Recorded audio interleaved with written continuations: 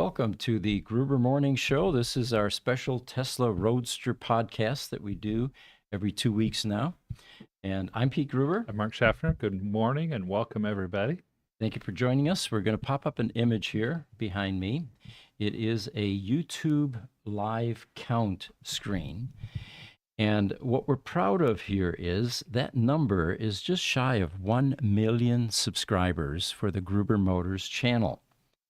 Now, it's an impressive number. If you're familiar with any YouTube, influencers, but it took us 4 years to get here, and it was an enormous amount of hard work. Mm-hmm. It was a steady dedication to creating videos, creating tutorials, doing podcasts, going live when there were newsworthy events. When we would go to trade shows or EV events, we would even go live there. And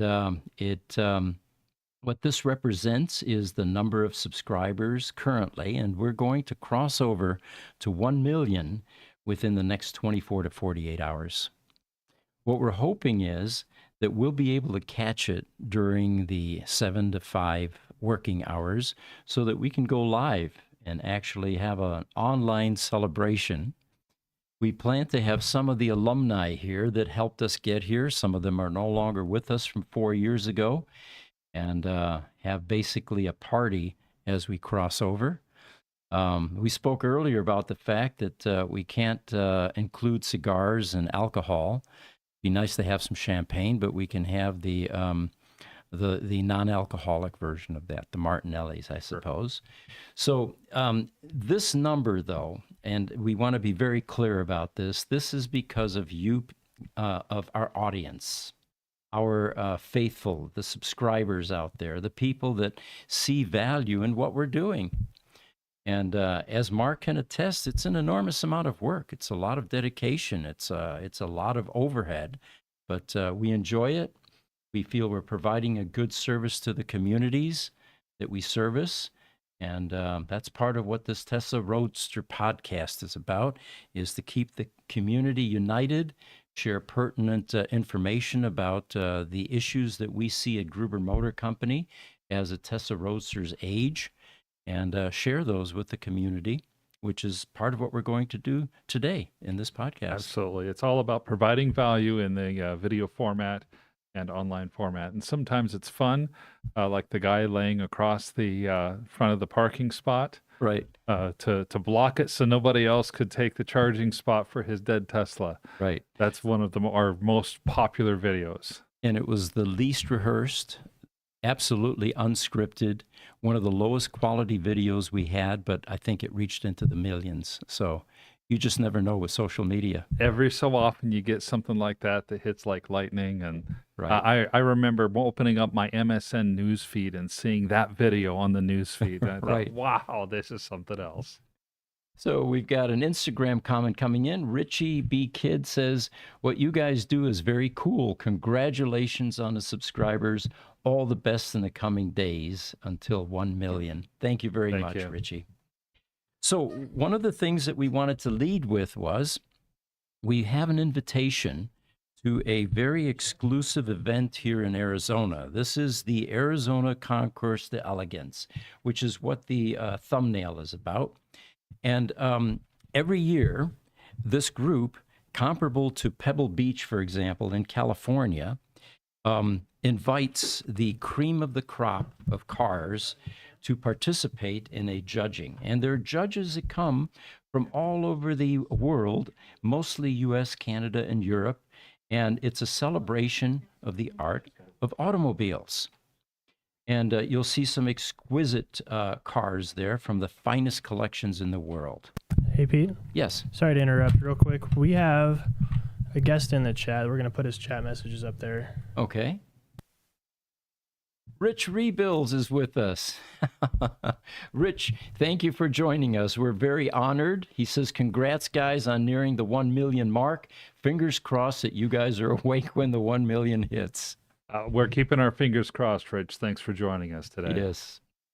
So the Concours d'Elegance, some friends of mine that have been in the car world for decades here in Arizona knew about what we're doing at Gruber Motor Company, and they realized that the art of automotive is moving into electric vehicles.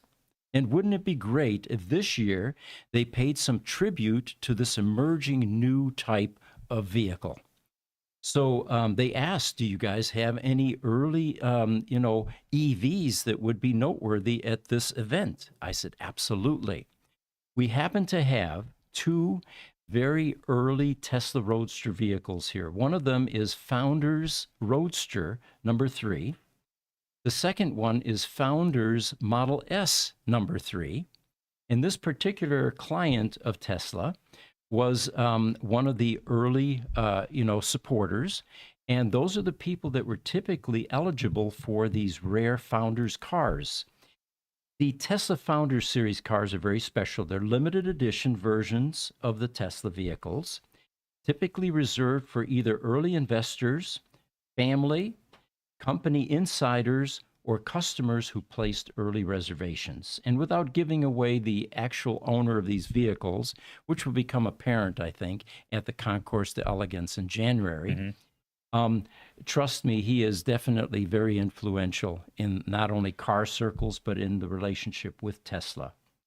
These cars often feature unique badging, exclusive features, and are among the first production units delivered. The Founder Series serves as a way for Tesla to honor and recognize the contributions of its early supporters. So, we are going to be taking both of those vehicles, and by the way, they're near the same color. The Roadster is what's called a radiant red, which is kind of a maroon red. Right. And then the signature Model S's were also a maroon type red. So they're very close in color.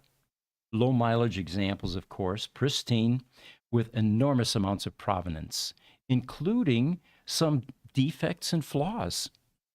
On the Tesla Roadster, for example, you can see the carbon fiber weave coming through on the hood vanes.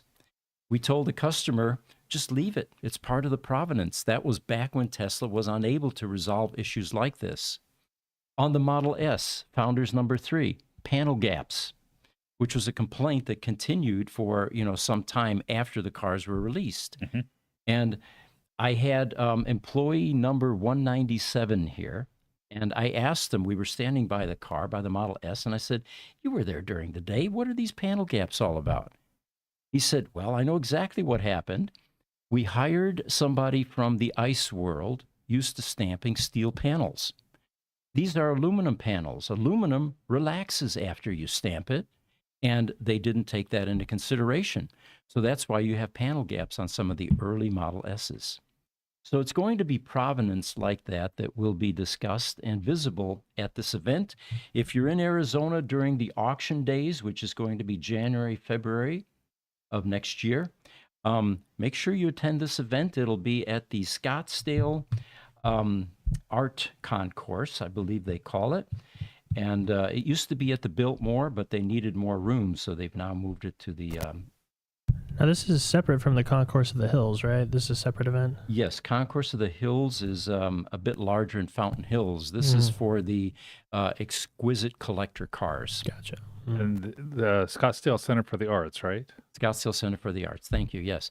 And by the way, it's quite an honor to be invited or to have a car invited to this type of event. So this is the first for Tesla. And they're looking at EVs as being eligible for this kind of, honor. Fantastic. YouTube, Highlander, come on, gang, we can do this. Let's get over the top. Don't hurry them too much, Highlander, because we want to catch it during the day. I think we've got, 1,000 left to go here, 1,800 or something like that. Wait, did you see that one from Rich?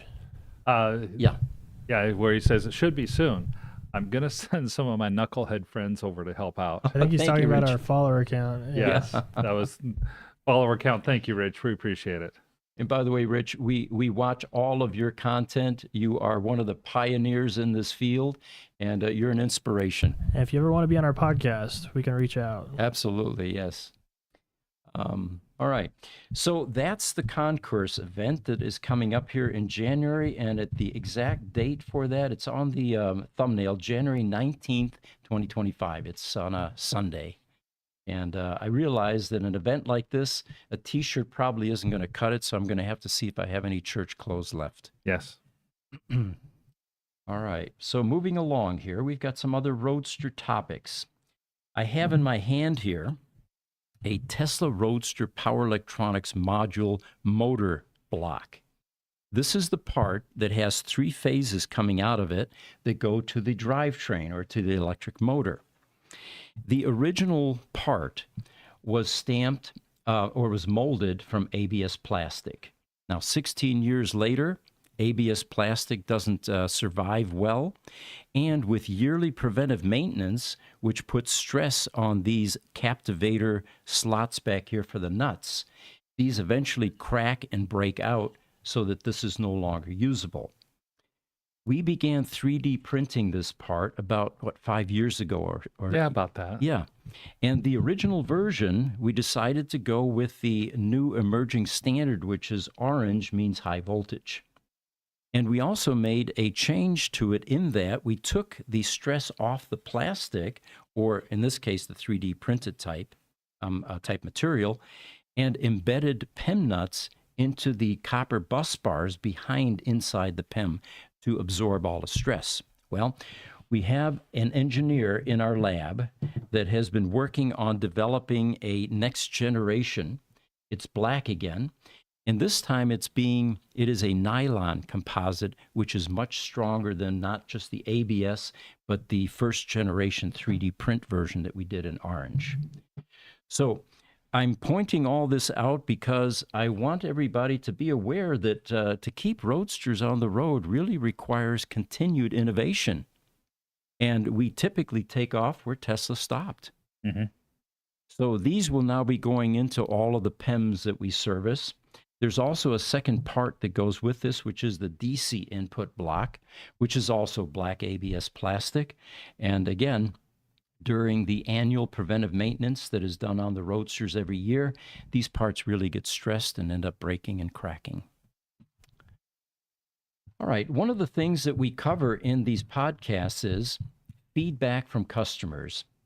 And we have one in-house right now, a Roadster that has an immersion fault that was not able to be cleared. Mm-hmm. What this is all about, and I'm going to bring up an image here, is inside the ESS battery pack, there is a strip, and it's called an immersion strip. And I'm going to put my mouse right in the area where it's at. It's this little green thing right here. And that little strip runs the entire length of the bottom of the main 1,000-pound battery pack. Its function in life is to detect moisture. And you can get moisture into a battery pack in a variety of ways. You drive it into a lake, definitely. Of course. If you go through a car wash, and the upper portion of the BMB slots, and I'm going to go up here, this section right here, there's a little bit of it showing here, was not urethane sealed, then the water can pool on top of the battery pack and eventually migrate down into the bottom of the pack, triggering this, this immersion sensor fault. And by the way, when the immersion sensor senses fluid, liquid, any sort of conductivity, it opens what's called the HVIL loop, which is the high voltage interlock loop, which shuts down all of the high voltage and basically disables the car. Okay. So this particular car that we have actually needed to come to the service center because our normal suggestion, if you're getting a immersion sensor fault, some water migrated in there, what you can do is remove the BMB cover on top. It's like a piece of like angle aluminum, and you have little slots there. And if you put a hair dryer into one of those slots and pump warm air down in the cavity overnight, it usually dries up the moisture sufficiently to where the car runs again. In this particular case, that didn't happen. They took a resistance reading and they found that instead of the 1 or 2 mega ohms resistance we were expecting on the loop, it was down around a 10K region of resistance. So it's going to need to be removed and cleaned and all of the contaminants removed from the strip. Sure.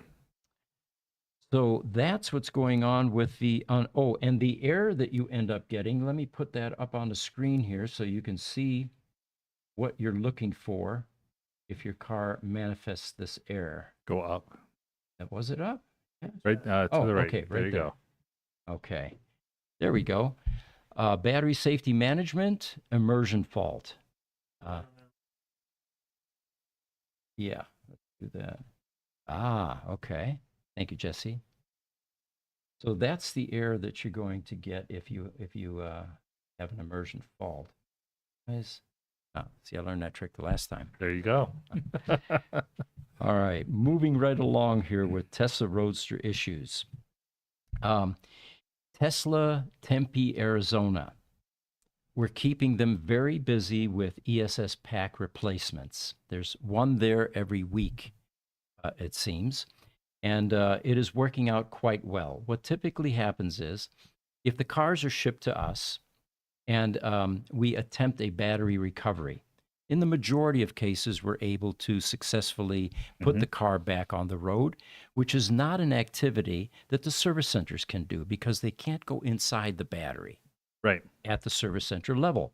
So these cars typically come to us.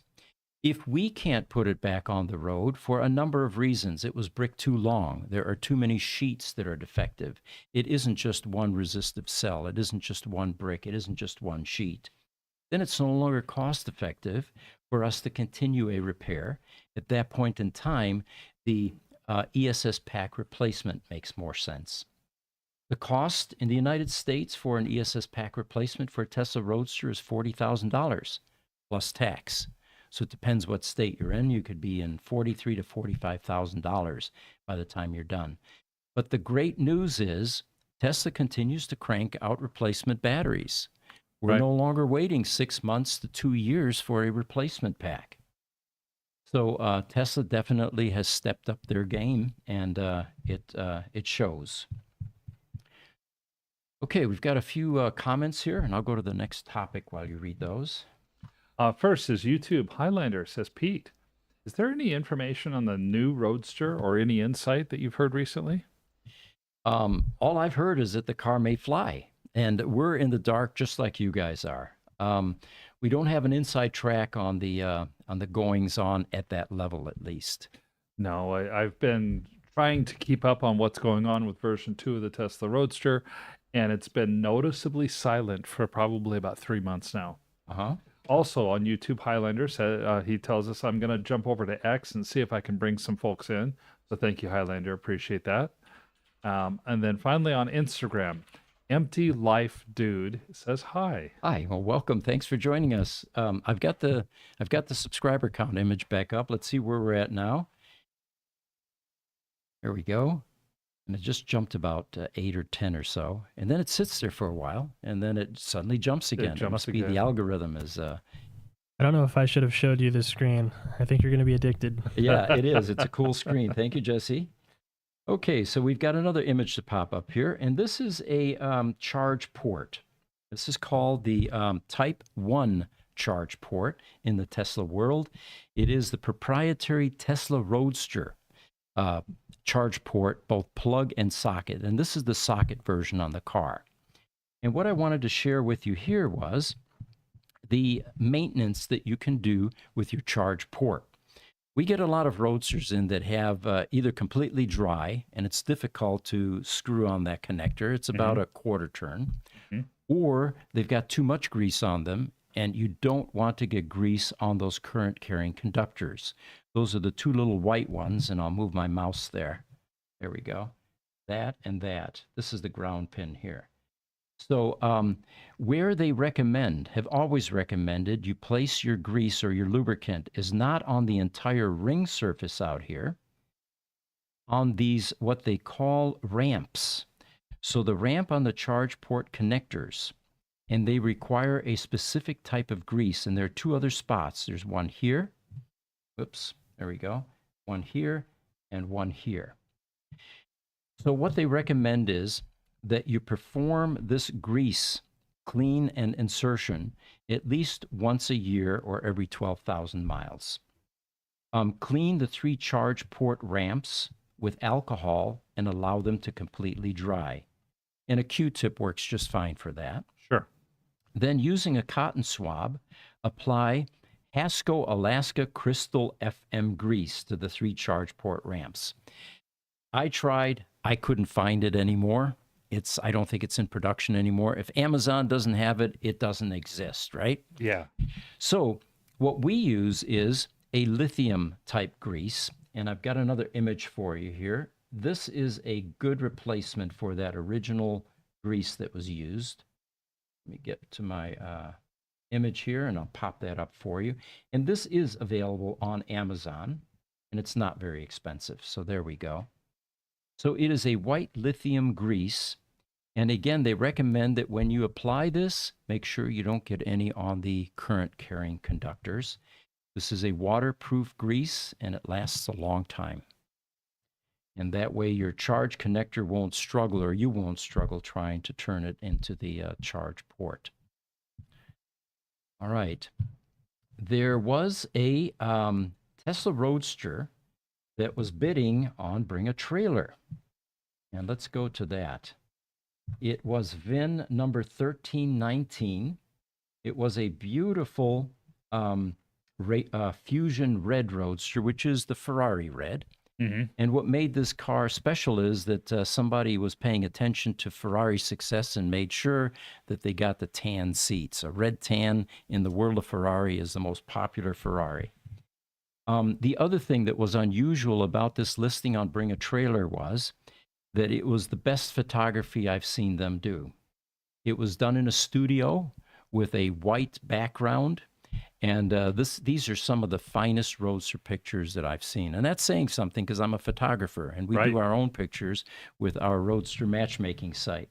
So this was very impressive. This car went from $45,000. You know, normally they trickle slowly. Right. Sat there for a while, went to 75 and just sat. And it just bid about 45 minutes ago, or final bid. And it got up to $80,500. It turns out that reading the notes here, and let's do that. It was, there we go. The handle that he has on Bring a Trailer is Ecotish. And a lot of people began congratulating him on the purchase. And it turns out that somewhere here, they talk about the fact that the reserve was actually $80,000 on this car, which conflicts some earlier information we've had that Bring a Trailer doesn't allow reserves higher than $65,000. The problem at $65,000 for a Tesla Roadster, they're worth more than that, first of all, but you may have to buy your car back in order to not take a loss and let it go for $65K. Well, it looks like Roadsters may be rebounding. Now, two examples probably aren't the strongest indication in the world, but we just had VIN number 99 on our Tesla Roadster matchmaking site on our website sell for $110,000. This one sold for $80,500. This wasn't the same pedigree as VIN 99, which was a signature car, a one-of color. It was still, in my estimation, $100,000 below where it should have sold. Yes. But it looks like the Roadsters may be making a comeback, which is great news. And some of the other comments here. Roadsters will be back over 100K. This is from Adam0096. I agree with that, by the way. They were well over 100K for some time and then began to nosedive. And it was the law of supply and demand. You've talked about that often. Absolutely. The whole idea is we've got a turnover in the ownership due to age, due to physical conditions, unfortunately, in some cases, due to death in the family. The Roadster owner passes away. Eventually, this is going to equal out. And I think we're starting to see a little bit of that. The only thing that could potentially depress prices now would be if there was some external economic factor. But the internal factors, plus the professional pictures, those pictures are just stunning on this Roadster. I think they probably added between $5,000 and $10,000 to the price personally. Another strong argument for getting professional photography involved when you're selling a car. Yes, it's all about presentation. The world of real estate understands that clearly. Someone here had mentioned on Facebook, Bring a Trailer seems to be the only place people sell their Roadsters. Well, that's not necessarily true. Our Roadster matchmaking site is another great place to sell your Roadster. And the difference between the auctions and our matchmaking site is there's no time limit. Right. The car will sit there until it sells, and you can adjust the price at any point in time. But the best part about our Roadster matchmaking site is we're the Tinder of the automotive sales world in that we unite buyers with sellers, and we let them handle all of the communication, transactions, the deal making, and all of that. Sometimes we don't even know what they sell for. Yes, Jesse? The best part is that it's free. Oh, there you go. Yes, that's the part that most people, and they always ask, well, okay, now when are you going to collect your commission? Yeah. And when I say it's completely free, not too many things in life I think are free anymore. That's why it's confusing. It does get confusing to people, especially the ones that decide to take advantage of our free escrow service, Right. because that's also completely 100% free. We do that as a service to the Roadster community. We just want to see these Roadsters get into the right hands of the right people. Absolutely. Bring up another image here. We spoke about the two founders cars. You got to talk into your mic, please. Okay, there we go. So where are the founders cars sitting? Well, we have EV Preserve up and running. We don't have the multi-tier lifts in yet, but this is the facility where we store. It's our exotic car storage facility for Roadsters primarily. Although in the back here, and I'll move my mouse, we have 3 Electromechanica Solo cars. These are the first generations Go ahead of and those. zoom in on those. Yeah, let's see. There we you go. Yeah. And we just received batteries for them, so we're going to be putting them on the road, at least one of them. And the 2 Founders cars are right here. Here's the Roadster Founders number 3 and Tesla Model S Founders number 3. The actual listing that we have on the Roadster matchmaking site, I believe I have that image for you as well. There we go. That's what they look like at the during a picture day, and they are both for sale. We are collecting bids on these, and again, the owners are taking their time with these cars. All right. So let's see what else we've got for you here. I have to move the images around here a bit. Snow dam installation procedure. I don't know if you're aware of this, but Roadster cars, some of them drive these cars in snow. And when they do, the snow tends to accumulate underneath where the PEM cooling fans are. Okay. And it can actually clog up the fan. They're squirrel cage fans. It's not a great design. It's somewhat exposed to the elements. It is on top of a skid plate, basically. Mm-hmm. But snow does migrate in there. And when it does, then your cooling is affected. Well, for a brief time, Tesla in 2011 actually released a snow dam. And there's the 1.5 version. Bring that over here so you can see what that looks like. And then there's a 2.5 version. And this is a shroud that basically mounts around the PEM cooling system in the Roadster to prevent the snow buildup. Now, I'm showing you this because this is out of production, first of all. We have some samples at our machine shop. They're reverse engineering. We will be recreating these. But my recommendation would be, I hope we don't find any customers for these because I don't want to see Tesla Roadsters driven out in the snow. It's not good for the car. It's not good for the suspension components. And especially as it's going collectible, it should be a weekend car. Does this snow dam potentially help to mitigate some of the other pollutants that could get up into the PEM, like leaves, dust, rocks, etc.? No, that's a fair question. To some degree, I would say yes. It should. But yeah, there is no elegant way to keep the leaves, dust, and debris out of a Tesla Roadster PEM. That is the true. heat sinks. All right. Another item that we have here for you is the lug nut keys. I can find that image. Doesn't look like I have that here. All right. We're going to bring up a website, and bear with me here. We'll. While you're looking that up, we do have one more Instagram comment from Lil Raj Ramjit. He says hi. He's greeting us. Oh, All thank right. you for coming online for us today. And any of you that are not chiming in, by the way, yeah, feel free to let us know what VIN Roadster you have. This is the Roadster community's chance to get together every couple of weeks. All right, so here we go. We've got the Roadster lug nut keys. The original Lotus has a locking lug nut on each of the wheels. There are 5, lug nuts and 1 locking on each one. Mm-hmm. It was a great idea initially because the concern was, well, people may steal the wheels. Sure. In the 10 years we've been in the Roadster business, I cannot give you one example of any Tesla Roadster owner ever having lost their wheels to theft. First of all, they don't fit anything. I think Right. there's some obscure Dodge car, grocery getter, that this wheel might fit onto. And those people probably don't steal wheels. Yeah.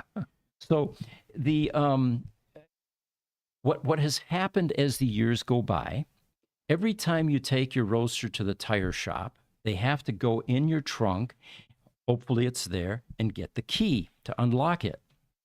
And they tend to use impact wrenches, which is a big no-no because look at the amount of metal that you have on these little keys.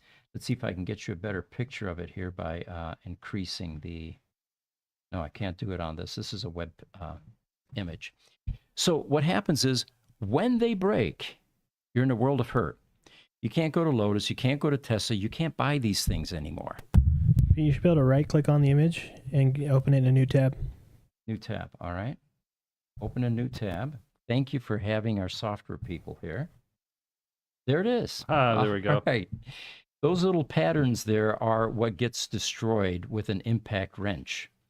Or they lose them. They don't put it back in the pouch. And of course, you as an owner don't know that until your next flat tire on the freeway when you're off the side of the road and suddenly you realize you can't do anything. Well, you couldn't anyway because you don't have a spare tire.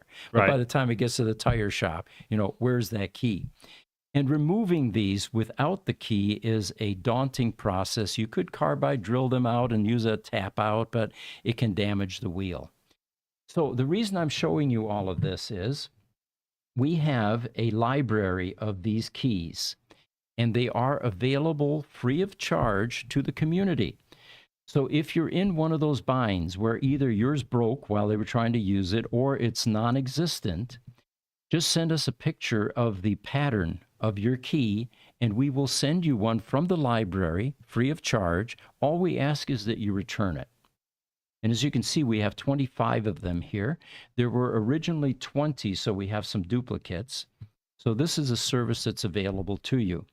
On the back of the key, if you have it and it's broken, will be a letter. And here we go. We've got another image here that I can show you, I think. No, it doesn't show that. Okay, so never mind.